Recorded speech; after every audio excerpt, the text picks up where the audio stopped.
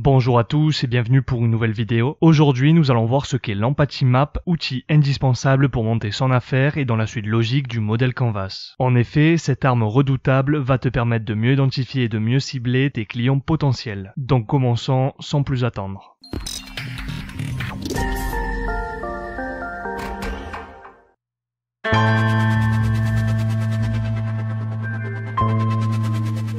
Si tu te rappelles bien, je t'avais expliqué dans une vidéo précédente ce qu'était le modèle Canvas et la manière de l'appliquer. À ce sujet, je te laisse le lien si tu n'as pas eu la chance de la voir. Nous avions constaté que dans ce business model, il y avait 9 composantes, dont une intitulée segment de client. Ici, le but était de se poser les bonnes questions afin d'établir un profil du client cible de la manière la plus représentative et exacte possible, ce qui est une des clés principales du succès d'une entreprise. Toutefois, remplir cette case semblait compliqué voire incertain puisque nous avions très peu d'éléments en notre possession. Pourtant, il est primordial de la compléter et ce par une technique toute simple, rapide, gratuite et surtout plus humaine, la carte d'empathie. Véritable stratégie commerciale, outil collaboratif fabuleux qui va nous permettre de mieux connaître et cibler nos futurs clients, ce qui va par la même occasion améliorer notre offre et donc nous démarquer de la concurrence en visant juste. La carte d'empathie ou encore Empathie Map va nous aider à remplir cette colonne de la manière la plus complète possible et on peut donc dire que le modèle Canvas et l'Empathie Map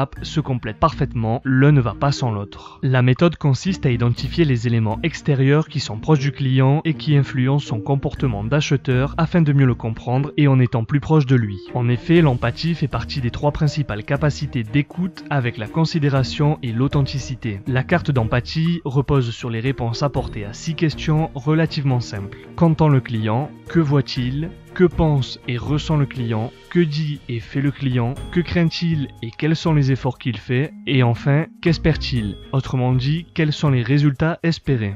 Commençons par ce que le client entend. Ici, il sera nécessaire de connaître qui l'influence dans son cercle d'amis, ses collègues, sa famille ou encore les médias et les moyens de communication. Toutes ces informations vont te permettre d'être au plus près du client et ainsi savoir comment l'aborder. En fait, il faut rentrer dans l'intimité de ses clients pour mieux les satisfaire. Heureusement, de nos jours et grâce notamment aux réseaux sociaux, il est aisé de faire passer des messages subliminaux par le biais entre autres d'influenceurs. Pratique de plus en plus courante utilisée dans le monde de la publicité afin de convaincre les consommateurs d'acheter des produits. Donc comprendre ce premier principe va t'aider à bien remplir cette case. Maintenant, attachons-nous à ce que voit le client. Ici, il te faudra être au courant des offres présentes sur le marché auxquelles le client est exposé et comment il interagit. En effet, dans son environnement et au quotidien, il est souvent influencé de différentes manières. Ce peut être aussi bien l'entourage direct comme les moyens de communication multiples et variés qui sont mis à sa disposition, sans oublier, et c'est un point très important, les idoles, les personnes qui servent généralement d'exemple et qui ont la cote actuellement. Par exemple, combien de vedettes de la télé-réalité sont sollicitées par les agences de publicité afin de promouvoir leurs produits?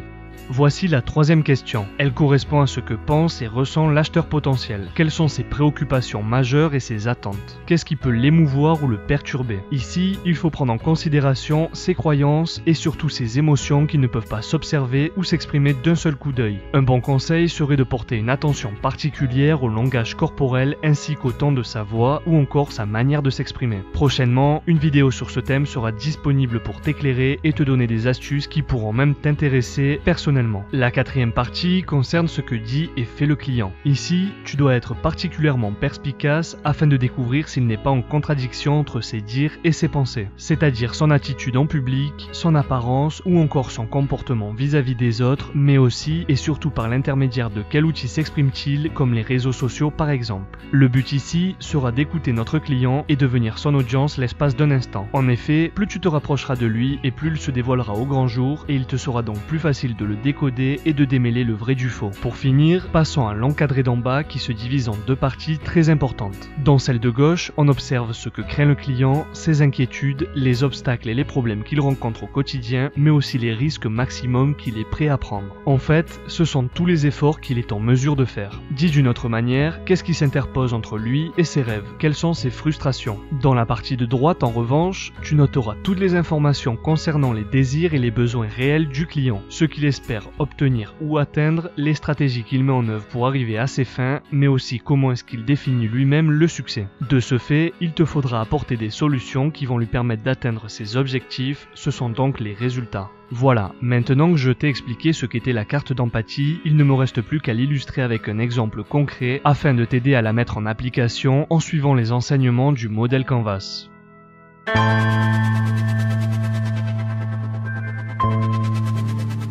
Imaginons un acheteur de notre boutique de vêtements de mode en ligne. La boutique était destinée à une clientèle relativement jeune dont l'âge moyen se situait entre 15 et 35 ans. Supposons donc que notre client est un homme de 25 ans, manutentionnaire dans une petite entreprise, féru de mode et à l'affût de nouveautés, et pour qui prendre soin de son corps et de son apparence est un mode de vie voire primordial. Autant d'informations qui vont t'aider à cerner le client. Commençons donc par ce qu'il entend. Il a entendu que dans exactement un mois, c'est le Black Friday, période tant espérée qui est celle des soldes puisque c'est l'occasion rêvée pour compléter sa garde-robe à moindre coût. En effet, acheter à cette époque donne l'impression de faire des affaires et donc le risque de dépenser plus est plus élevé. Mais qu'importe, puisqu'il faut donner une bonne image extérieure de soi, ce sont des phrases qui se répètent constamment dans notre société actuelle. Alors pourquoi s'en priver? L'autre point à compléter concerne ce qu'il voit. Et les médias l'ont bien compris, aussi les réseaux sociaux ont le vent en poupe. En effet, notre client, comme la plupart des jeunes de son âge, est addict aux réseaux sociaux et en particulier Instagram avec ses milliers de photos partagées tous les jours, mais aussi YouTube car il aime la musique dont les clips vidéo véhiculent des nouvelles tendances de mode et notamment la mode américaine. People qui sont adulés tant par leurs fans que par les plus malins qui voient en eux d'excellents influenceurs. Passons maintenant à la partie d'en haut afin de remplir ce que le client pense et ressent.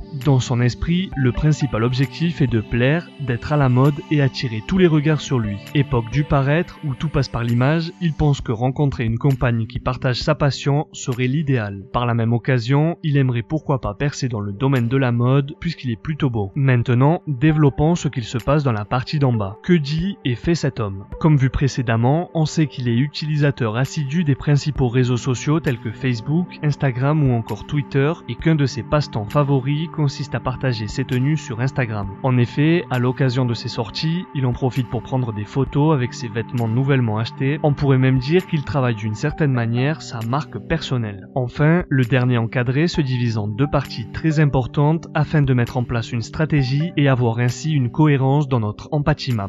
Ses principales craintes sont de ne pas arriver à se faire repérer par un professionnel de l'industrie de la mode et voir ainsi ses rêves de mannequinat anéantis. Il est donc prêt à tous les sacrifices pour y arriver. Ne pas plaire serait donc un échec supplémentaire pour lui, alors il focalise toute son attention et son énergie sur ses réseaux sociaux ainsi que l'image qu'il renvoie. Ce sont donc toutes ces mêmes craintes que l'on va inscrire ici dans la première case à gauche. Pour terminer, la partie des résultats. Ce qui le motive avant tout, c'est la reconnaissance de ses capacités. Il sait que dans le domaine du mannequinat, la concurrence est rude et réussir serait synonyme d'un salaire élevé, de popularité et ainsi pouvoir prospérer dans ce monde de la mode. Autrement dit, réaliser ses rêves. Une fois toutes les données recueillies et notre empathie map complétée, passons à l'analyse. Quelles sont les conclusions que l'on peut en tirer? Cela touche essentiellement ses préoccupations concernant son apparence physique et son travail. Premièrement, à notre niveau et pour être efficace, il va falloir interpréter les éléments recueillis auprès de cet acheteur afin de trouver des slogans et les utiliser dans des publicités orientées vers la mode. Il est donc important pour notre business de nous démarquer de la concurrence au travers de nouvelles collections tendances ou encore de mettre en place des promotions bien spécifiques en complément des traditionnels soldes comme les Black Friday ou encore des cartes de fidélité. Connaissant l'impact des médias et leur popularité de plus en plus croissante, faire appel à des stars influentes, des mannequins en vogue ou encore des chanteurs connus pour leur goût et style vestimentaire est un propulseur fabuleux pour promouvoir nos vêtements. Impact inconditionnel, utilisé par notre clientèle ciblée, les réseaux sociaux sont des tremplins de communication moderne qui suscitent la curiosité de tous. Enfin, et pour terminer, créer un magazine ou encore un blog de mode qui a pour vocation première de renseigner sur les dernières actualités et tendances serait une bonne idée pour fidéliser le client et ainsi établir un lien encore plus étroit. Comme nous l'avons constaté, le fait de bien connaître notre clientèle ouvre le champ des possibles infaillible, permet de décupler nos ventes et de pouvoir anticiper d'éventuelles problématiques tout en répondant à leurs attentes. L'Empathie Map semble simple à réaliser, mais ne te décourage pas si tu n'y parviens pas du premier coup. Je te conseille de faire une étude de marché, méthode infaillible qui va te permettre d'analyser l'offre et la demande. Tu peux aussi poser directement les questions aux personnes concernées par le biais de sondages ou encore de questionnaires d'enquête.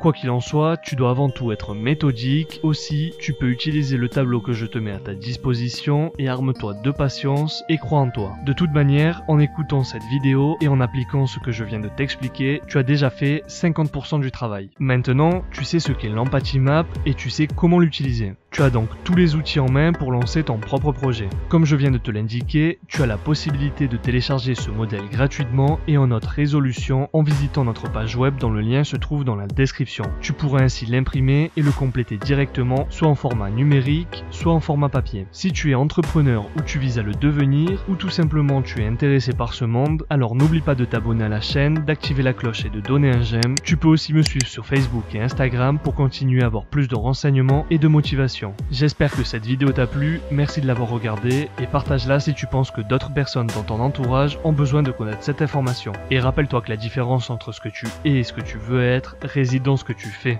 Deviens libre et riche.